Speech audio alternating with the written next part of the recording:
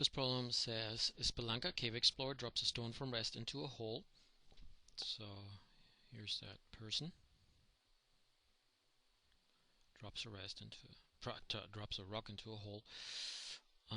The speed of sound is 343 meters per second in air, and the sound of the stone striking the bottom is heard 1.50 seconds after the stone is dropped. How deep is the hole? So the rock drops down, and as it drops down, it gets faster and faster. So that means that for equal time intervals, maybe not this point, that for equal time intervals it falls further and further distances, and then it impacts, and then the sound travels up, which then tells the person up here that the rock hit the bottom. So the total time it takes is 1.50 seconds, and the total time would mean that the time that the rock drops plus the time that the sound needs to travel up. And I want to point out that we know the total time, but we don't know the individual times, and that poses a little bit of a problem. Okay, let's see what is given, what we're supposed to figure out, and so on. The distance is what we're supposed to figure out. Oh, and I mean to point out that because the rock falls down and then the sound goes up, that's why I split up this problem into two parts, with the first part dealing with the rock falling down, with the second part with the sound traveling up. Okay, so the distance is what we're supposed to figure out as it drops down. Then what we have implied here is that the acceleration due to gravity is of course 9.80 meters per second squared. The velocity just before impact, that would be, well, we don't know that, and they're not asking for it. The initial velocity says from rest 0 meters per second. The time that the rock needs to drop, we don't know that. It's not given. As I said, the total time is given, so the time for the sound over here isn't given either. The distance y here for the sound to go up, well, it's going to be the same distance as this one here. We don't know it yet, with just one little difference. The rock is falling down, so we would consider this distance here negative, and then over here, because the sound is traveling up, we would consider that distance to be positive.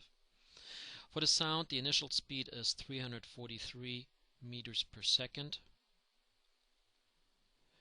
and sound is unaffected by gravity, so the acceleration for the sound is 0 meters per second squared. That means that no matter where we look at the sound, its speed is always going to be 343 meters per second. And again, we also don't know the time for the speed of sound, and I should make a question mark here as well. We don't know this one here either. Okay, we would come up with an equation for all of this,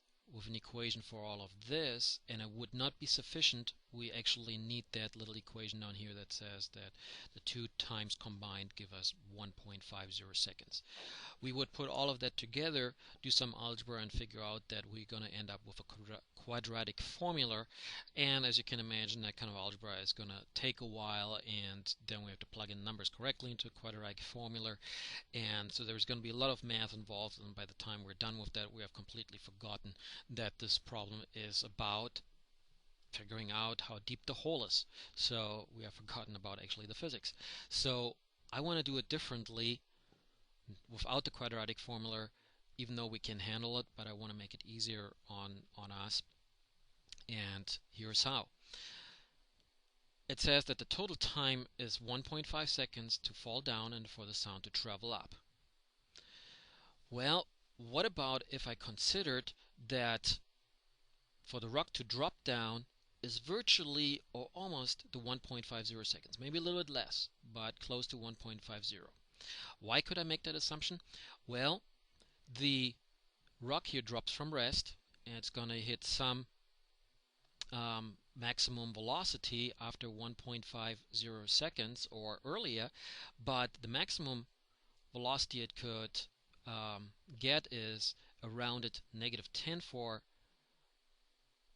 gravity times a rounded up time of 1.5 seconds, and notice that the maximum velocity we could get would be in the neighborhood of -15 meters per second. That means the average velocity for the rock to fall down is 7.5 meters per second down, compared to the sound traveling up 343 meters per second. So the sound is much faster than what the rock is falling down, and that means I could make the assumption that the time for the rock to fall down is almost the same or virtually the same as the total time, and for the sound it's almost negligible. And that's the assumption that I will make, and in doing so I will be able to avoid a complicated quadratic formula, and especially the complicated derivation of such. So I'm going to just say here that the time for the rock to fall down is actually the total time of 1.50 seconds. I put an approximate in front of that. I'm going to move this out of the way. This here was just an estimate or justification for the total time, for the velocity just before impact. Okay, now with this information given and this additional information given here, I can actually figure out an equation, and that is 2.8, which says that y equals v0 times time plus 1/2 a times time squared, with the v0 being 0, and then y equals, and here I will actually plug in the numbers, so 1/2 times at squared, and when you do that on the calculator, 1/2 times -9.8 times the rounded 1.50 seconds squared, I'm going to come up with -11.0 meters, negative because of this negative with the gravity, and that makes sense. That's why I said earlier that we come up with a negative number for the distance because the rock is falling down.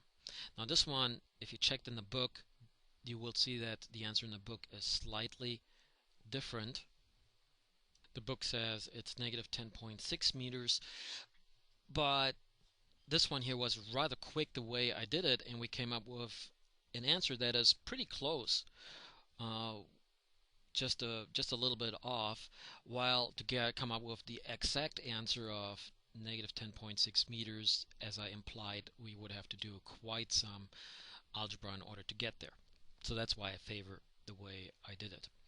Okay, just to check if what I said earlier is correct with rounding up the time to 1.50 seconds, well, for now we can say that we know what the distance is, 11.0 meters, and that is up, so this one is positive. And for the sound, I'm going to use the same equation as it travels up, because all that information that I need is given. So y equals v0t plus 1/2 at squared. The acceleration of the sound is 0, so I'm going to have 343 meters per second times, I'm sorry, hold on. No, I have to do some algebra first. I don't know the time, so the time for the rock to fall down is going to be, and that's what I wanted to check, is the distance divided by the velocity of the speed of sound. So 11.0 meters divided by 343 meters per second, and I'm coming up with 0.03 seconds, and that's what I wanted to show, that the time indeed for the sound to go up is relatively small compared to the total time, and so that's why I rounded that earlier to 1. That's why I made the assumption earlier that we can just use the total time for the rock to fall down. Now we could say, okay, well actually it's 1.47 seconds, and if I did that one over here again, then I come up with actually -10.7 meters, even closer, but I want to leave it at this.